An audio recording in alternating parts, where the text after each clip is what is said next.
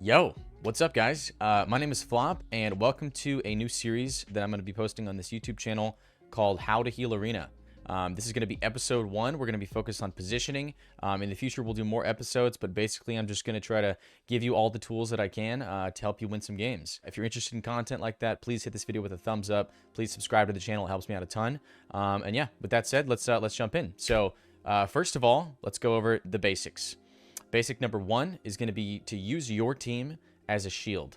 As a healer, you want to have your team in between you and the enemy team. If you're all the way out there and your homies are on the other side of the map and the whole enemy team is in between you two, you're going to get crowd controlled. You're going to be, you could maybe get killed.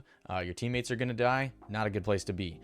Number 2, when to run, when to try to kite and like change positioning. If the enemy team has all their cooldowns up and your team doesn't have a lot of cooldowns and they're pushing in on you and they have the advantage right then, it's important to know how to use the pillar and how to reposition yourself in a way defensively. Number 3, when to push. When do you have opportunities to get aggressive, to push in, land some crowd control of your own, and hopefully win the game. Number 4, punishing enemy positioning. Recognizing when a melee is overextended and you can CC them and then push in and try to get a kill on the enemy team. And just, understanding when an enemy healer's positioning is bad, if they're overextending and line of sighting one of their teammates, things like that. And then healing different compositions. Caster melee, double caster. These are all going to be sort of different things that you need to understand in order to successfully heal your team and position yourself to win. And at the end of the day, I'm going to go over a lot of things here, but the number one thing that I could say is to practice. And along with practicing, record your games and try to make small adjustments. Practice a bunch, record 6 to 8 hours of games, go back, watch them at like maybe a faster speed so you don't have to, sit there for 6 hours. Try to find moments where you made failures or where you lost games and try to make improvements on those errors as you go. So yeah, with that being said, let's go ahead and jump into some diagrams here, guys. So I have created a few diagrams for you guys. So this is basically representing the Grand Arena. You've got your 4 pillars, right? And then your friendly team is going to be in green, and your enemy team is going to be in red. So this is an example of, safe positioning. You are sitting here, you have your nice little pillar right here. You got your melee and your caster. Maybe you're attacking a feral druid or something. You're playing RMP or whatever comp it is you're playing. You're attacking the feral druid. When you're here, you cannot, in order for the melee or the caster or the enemy healer to crowd control you, they would have to run all the way through your team in order to land any CC on you. It sounds basic, but this is actually something that I see people not doing in a lot of situations where they could be doing it. And just having this kind of core concept down is going to help you a lot in just surviving in your games. This is an example of what not to do. So as you can see before, we're over here sitting pretty nice and safe in the back. But in this example, our caster is where we kind of should be. Like, he's all the way in the back. The enemy melee is on him, and the enemy caster is in the middle of the map, right? So if I'm here and I'm like, oh my gosh, I gotta go push in for some crowd control here on the enemy healer. Okay, what if, so now the melee only has to go through your melee to get to you, right? He doesn't have to go through both of them. The enemy caster he's just right there. Like, you're in his line of sight. You're gonna get sheeped, you're gonna get feared, you're gonna get, silenced or something. And the enemy healer he's outplaying you, right? Like, maybe he was here. You start pushing him for some CC. He runs over here. You keep chasing him, getting horny, trying to get some crowd control. He goes over here, and now he has put you in a terrible place where you are now going to get crowd controlled. You're out of the game. Your caster gets crowd controlled. You can't dispel him because you're out of range to dispel him or whatever. And then maybe your melee just dies. So this is just like some basic diagrams to kind of show you what I mean. Using your team as a shield, right? Always keep your team in between you and the enemy team if your goal is to survive. So here is an example of a situation where you can capitalize on some bad positioning from the enemy team. So let's say that the game starts off, everybody's in a normal spot, right? Your melee is attacking their caster, their melee is attacking your caster.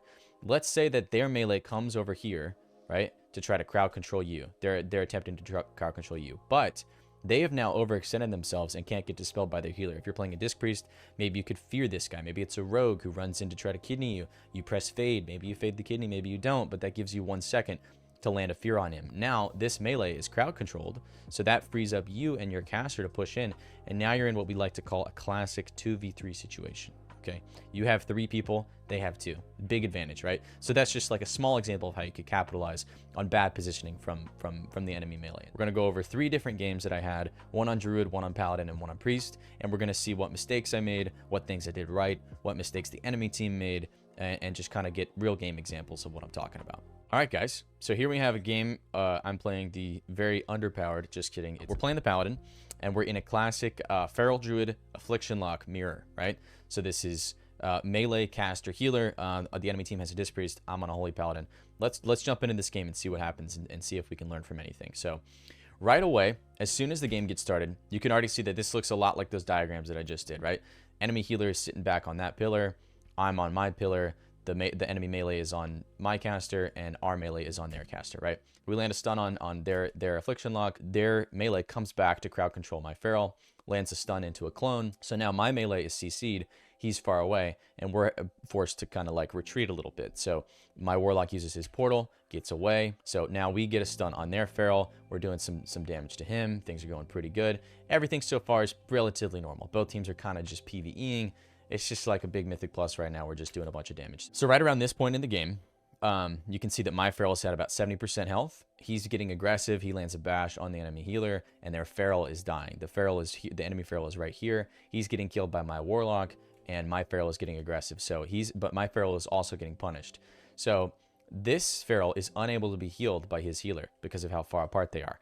I was not in crowd control yet, so I was able to get on my horse, get over here, top him off, and now their Feral basically almost died. We land a bash clone on the healer, and we get a lot of cooldowns here. We get Trinket from the healer, we get Rapture. Again, this is an example of why you should watch your VODs, because as I'm watching this, I see here, you know, I have Rebuke available. The enemy Feral bashes up my Feral. He's casting a clone right here. I could have come back in line and kicked that clone probably if I was quick enough, or predicted that he would cast the clone off the bash. I learned something from this game that I could do better next time. So at this point, you can see how the positioning has changed. Now, all 3 of us are on our side of the map. And if you look over here, you can see the enemy Warlock and the enemy Priest are playing in the center of the map. So what this means essentially is that I have a pillar and they do not. So let's keep watching the game and see how the positioning is going to play out. So they're playing pretty aggressive. They're playing up in our face. I have this pillar. I'm not getting feared by the Warlock. I'm not getting feared by the Priest. You know, I'm just playing it safe. Right here is a key moment. Because we're pulled back, they're going to be able to capitalize really quickly if I end up in a bad spot. So here I actually do end up in a bad spot. The enemy Warlock and the enemy Feral are on top of me. Both of my teammates are on the other pillar, and I have no help. So here I do have to trade out the Trinket, the wall. You know, I had to use a lot here. And as you're going to see in the next 15 seconds, I'm going to spend a long time recovering from that situation. The enemy team is able to get dots on me. They're rotting our whole team down. You can see that the enemy Warlock is doing more damage than our Warlock. The Priest is also, you know, contributing some damage, and I was getting crowd controlled and attacked. I'm forced to heal all 3 people. It's a bad situation to find yourself in when you're getting swapped to on your side of the map and your team isn't there. So that's something I probably should have been more aware of. Maybe be closer to my team, maybe play on my Warlock's port in that situation. There may be a bunch of things that could have gone differently. So it takes us a while to recover here. But at the same time, you know, we're getting cooldowns too. My Warlock hits 1% there. A little bit lucky for sure, but that's going to happen in some of your games too. You know what I'm saying? So they are pushed in here. At this point, I decided to take the Warlock gate out. I did this because the enemy team are they're triple stacked up on our pillar. So as a Holy Pally, I don't really want to be on the same pillar as a Disc Priest getting feared. You know, yes, I have Hammer of Justice, but he has Fade. I don't really have a way to avoid fear besides maybe sacking it, trinketing it. It's advantageous for the Disc Priest to be on top of me in that situation. So I'm going to gate out to the middle of the map and see if I can't drag the Priest out. So as you can see, the Priest is running at me for this fear. I land the full Hammer of Justice. We get Dark Pact from the Warlock. I get the full Repentance out. So me gating out forced the Disc Priest to walk away from me, and I'm out of range of kick from the Feral. The Warlock can get CC'd, you know.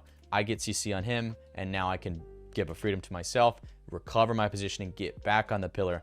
So I'm kind of playing this back and forth with the enemy healer, if that makes sense. So here I'm trying not to be on top of it. This Disc Priest is running at me he really wants this fear. And we're not going to let him get it. You know, we're running away constantly, trying to maintain distance while staying, you know, in line of sight on my teammates, keeping everybody alive. Priest still running at me for this fear. We get another Hammer of Justice. So this is now 2 Hammer of Justices that we've landed on him without a single fear being landed yet. We cast the Repentance, we juke out the Death and the Fade. We get the full Repentance. Feeling good, looking good, getting crowd control. Things are starting to shift in our momentum a little bit, as you can see. Get double stun on both the DPS. The priest is having a hard time recovering. This is incarnation from the enemy feral. We trade out wings, you know, and there'll be more videos on trading cooldowns and things like this. For now, we're just trying to solely focus on positioning. We get everybody topped off, get that Tears Deliverance out, sack the feral. You know, we're kind of trading a lot of cooldowns on this incarn here. And now we're stunning the feral. We get trinket and PS, a lot of pressure here. And as you can see, the priest just dispelled UA. He's really low. As an example of, you know, those moments when you can push in, they are dead. I have trinket, I have bubble, as you can see, bubble here, trinket here.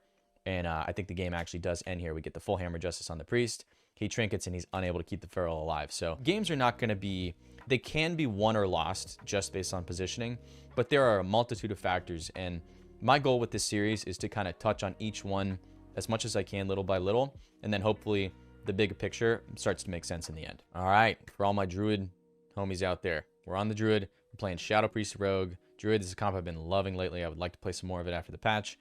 And we're fighting Shadow Priest Feral HPL. So let's see what happens here. So Feral Druids love to kill Resto Druids. They love training you. So this Feral actually opens up on me. And as you're going to see, let me just jump back to this diagram really quick. This is you're going to see this a lot. Remember the example that I gave you where, you know, the enemy melee is coming and attacking you and you can CC him, right? You're going to see that a lot in this game. So let's keep that in mind and then let's watch this game. So Feral opens up on me right away. He uses the Incarn. I trade out the Bark Skin, get a Treant going, little Swift Mend. We bash the clone on the Feral. The Feral's goal, and a lot of Melee's goal, is going to be to stun you, do damage to you, and then crowd control you with a trap, a clone, a fear, a blind, a gouge, whatever the crowd control may be, and then go kill your DPS, right? Because that means you're low HP because he just did a bunch of damage to you, and now you're crowd controlled, so you can't heal your team if they go start killing your team. So I bash the clone, he goes for another clone. I use Shadow Meld on the next one, just avoiding getting CC'd, and I actually was able to land the clone on the Feral with the Heart of the Wild active. Looking good, feeling good. Feral used Incarn, he used Trinket, he used a lot of his offensive capabilities, and all we had to trade out was Bark Skin and Bash there. So very good trade for us. And now this Feral is just really liking going me, right? So at this point, you know, and we're going to have another video on communication, but at this point, I'm telling my team, hey, can we go this Feral? Like, he just trinketed air. Like, can we punish this guy? So here, you'll see we do punish him. We get a silence on the healer, cheap shot on the Feral, smoke bomb. We get the Bark Skin, and we get a ton of pressure here. So we get wings and Bark Skin for that go. And you'll see that the Feral is actually the person who ends up dying in this matchup. And a lot of it, I think, had to do with all the cooldowns that got traded out. So he, again, this is exactly what I said. They do damage to you, stuns you, clones you, while the priest is out there soloing my team, you know. So I end up having to trade the trinket out on that clone because, you know, I don't want to fall too far behind. My rogue does not have Cloak of Shadows. And so this game is moving pretty quick. As you can see, we just got Blessing of Protection out from the Pally as well. We've gotten the Feral's Trinket, we got Bop, we got Skin, we got the Pally's Trinket. But my rogue also doesn't have Cloak Evasion or Trinket now. And some of that maybe could have been saved, but also, you know, he's out there trying to do his thing. So Feral sends another go on me here. Trade out the Bark Skin, clones me again, exactly what I just said. But the Feral's off Stun DR, so we can send another go. So we just send a go here with no CC, it looks like, but we're getting a ton of pressure using our cooldowns, using that flagellation. We get sack out from the Pally. Pally's kind of dipping down low here too. So a lot of this game is coming down to us getting pressure on the Feral, and then that pressure kind of trickling over onto the other two. So a lot of this is starting from it may not be bad, but the risky positioning of the enemy Feral. So now jumping ahead a little bit further into this game, as you can see here, we have a stun on me, double fear on my DPS. I'm getting cloned. I end up having to trinket this to just kind of keep my team healthy, and I think I see an opportunity here to get aggressive. They just used stun DR on me. I just trinketed. You know, I'm not really vulnerable to getting Hammer of Justice or feared because I'm on those 2 DRs. So I push in here, get a bash in the Pally, and I land a Cyclone. So, you know, in my head, I'm like, oh my god, my name's Flop. I'm so insane. We're gonna win this game because I'm pushing in and getting some CC. And in reality, it's just like, bro, like the enemy Shadow Priest has Mass Dispel. This ends up netting me nothing, and I probably just could have stayed back, done damage, get hots rolling. And like looking back on this, you know, again, practice as much as you can. Go back, record your games, watch things that you do that may be unnecessary or don't really make sense. And this is an example of one of those things. Like I just end up walking back and going in tree form and keeping on healing. Like I probably didn't need to do that. I could have cloned the priest. I could have cloned the Feral. I could have done damage and gotten mana back because of Master Shapeshifter. You know, ton of different things I could have done there besides push in and just get some useless CC. You know what I mean? So knowing when to push in and when to sit back is a key thing.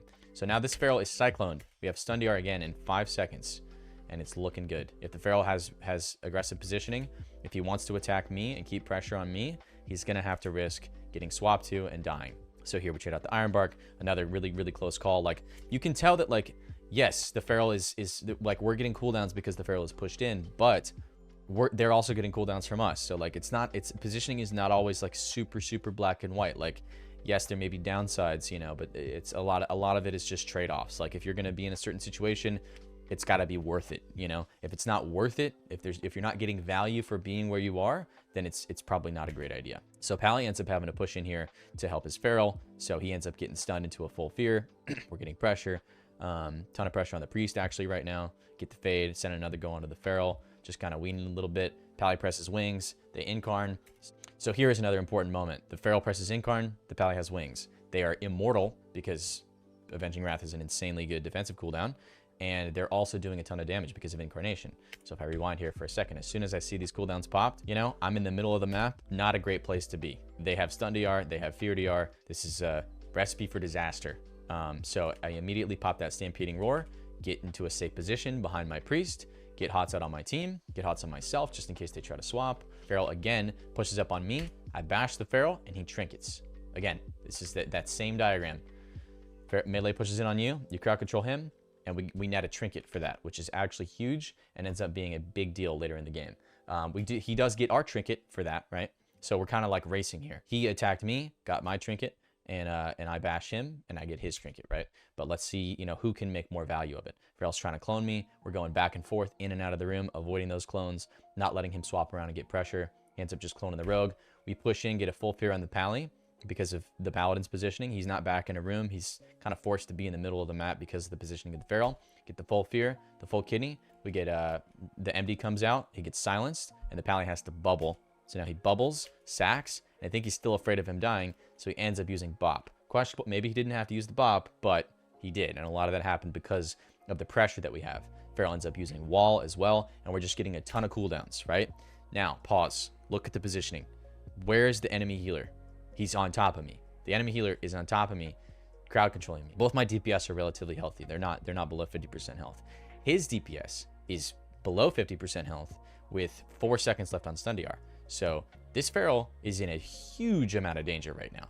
The enemy healer is crowd controlling himself by doing this. Like, he's not healing, and the CC that he's getting isn't really netting much because my priest still has swap, my rogue has evasion up right now, he has cloak in 4 seconds, and they're both pretty high HP. So because he's in the room, my rogue, as the Paladin comes back out, shadowy duels the Feral, extending the crowd control. So the Feral is shadowy dueled here. Can't see his HP, but so he comes out of the shadowy duel. He's at like 30%. Paladin is just now, this is the window where he's able to like start to try to heal him. But guess what? We got stun DRs. Silence on the Pally, full stun on the Feral, smoke bomb, GG. So essentially you could see in this game how the Feral's position got punished over and over and over again. And yes, he was netting cooldowns, but we ended up making it more worth it for us getting the cooldowns that we got from them. All right, for all my Disc Priest fans out there, we got a game of jungle. We're playing Marksmanship Hunter, Feral Druid, Disc Priest, and we are fighting a unique comp, double melee, Disc Priest, Enhancement Shaman, Sub Rogue. All right, so right away, Rogue opens on me. He's overextended, he's away from his team, and my team is far away from me. So if I get a fear on this Rogue, he's unlikely to get dispelled, especially if we can get some crowd control. So Rogue opens on me. He's just building combo points, messing around. We stun the Rogue up because he's overextended. We get some damage going on him, and they send the stun DRs. I grip my Feral back. My Hunter gets stunned far away, and so I grip him as well. But what this does here is maybe not the best. Like, we're fighting enhanced Sub Rogue, right? They're going to be stunning everybody. They're double melee. They're going to be just like popping off, swapping back and forth between people. In a perfect world, all 3 of us are stacked up. And that is essentially what I just did. I just involuntarily pulled both my teammates towards me so that we're all stacked up. So now that I realize that we're all stacked up, it's a good idea for me to try to get away, right? I would like to draw the distance out between me and the enemy rogue so that if he does want to crowd control me, it's going to be a little bit more obvious, and I'll have more opportunities to death things and fade things, right? So if he's going to push towards me, I'm going to have a little bit more time to react. So we send a little go here, and as you can see, that's exactly what happens. The rogue ends up over here, and he's running towards me. Obviously wants to CC me and kill my teammates. So I use the greater fade, and the rogue kidneys into it. which is perfect for us. We fear the rogue for a second. It does break or get dispelled or something. I think the shaman tremored it actually there. It gets the cheap shot on me, but we did fade kidney, so avoiding some CC there. He ends up trading out the blind. The blind very fortunately breaks because the rogue had Deathstalker's mark on us, so that did break his blind. He sends a little go here, but now he has no more CC for us, so this is good. Because of us fading that kidney, you do have to take into consideration a little bit of tilt. You know, if you fade somebody's kidney or you death their blind or you do something like that, they're more likely to do something impulsively depending on the player that you're fighting. Of course, the best players in the world are not going to act like this, but, you know, a lot of you guys are not going to be fighting the best players in the world, and if you do something good, they may get tilted and make another mistake. Rogue comes over, shadowy duels me. Again, same freaking thing. Same exact thing. My people are over here. The enemy melee comes over to CC me. Crowd control him. Crowd control him and push in. 2v3, baby. That's exactly what happens here. Rogue steps in. Shadowy duels me. Fear the rogue. He's way too far away to get dispelled or tremored or anything. And now he has to step over to me to kidney me. Doesn't have another shadow step, so he's just kind of sprint slash like waddling back over to do damage. By the time he stuns my hunter, my kidney's almost over. You know, I'm out of CC, and that was a great trade for us. Just landing crowd control on the overextended melee is something you can do on any healer. And like in this situation, it's a fear. If you're on a shaman, it could be a knock, a static field totem, a lasso, an earth grab totem. If you're on a druid, it could be a bash clone, an incap war clone, or Ursal's vortex. If you're on a Paladin, it could be a Hodge. If you're on a Voke, it could be a sleepwalk or a root. Any healer, doesn't matter what healer you're playing. If it's a monk, it's an incap. It literally doesn't matter what healer you're playing. There are always tools to punish people for bad positioning in so many different situations. It's just about getting those games in and finding the opportunities to do it. So as we keep moving forward in this game, you know, we're getting CC, we're getting crowd control, we're kind of like winning the trades. But now, as you can see, my team is wanting to get aggressive. They're wanting to push in. They want to end the game. They just use swap. Nobody has trinket, like let's win. So it's my job to push in. The wrong thing for me to do here would be to run in like this on this pillar and end up stacked up with the rogue. The right thing is for me to kind of take it wide, take it around town, and try to avoid some crowd control. You know, keep that distance between me and that sub rogue, right? So right here, I don't have dispel, don't have numb, so I have to wait for dispel to come back up. Kind of unfortunate. Get the dispel and look at the rogue. I'm watching this rogue. Look at him walking towards me. What global you think he's gonna press? He just kidneyed. How can he CC me? It's gonna be that blind. It's gonna be that blind. We just press the fade. He uses the blind. Fade the blind. Perfect for us. And the only reason we were able to do that is because we maintained that distance. We got the Q to press fade or death is the rogue walking towards us. And as soon as you think he's in range for that blind, you press that fade, you press that death, and you avoid that CC. And right now in this moment, we're just trading cooldowns. We're just trading blow for blow, and we feel like we have the bigger advantage because we've avoided some of their CC. We've recovered from some of their goes. Just got to push in and try to win the game here. I'm able to now find a new position. You know, as the game has changed, I found that like I can sit back a little bit and stay healthy. I don't necessarily need to be stacked up on that pillar anymore. So again, taking it wide, keeping my distance, just trying to do as much damage as I can. Again, rogue steps over to me, use the greater fade, full fear the rogue. He's far away. Look where the priest is. Look where the priest is. Look where the shaman is. Rogue steps over to me.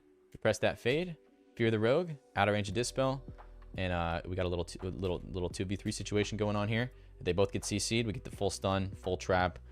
We're just doing a ton of damage, and I think the shaman actually, yeah, just dies here. So, all right, so I hope you guys learned something from this video.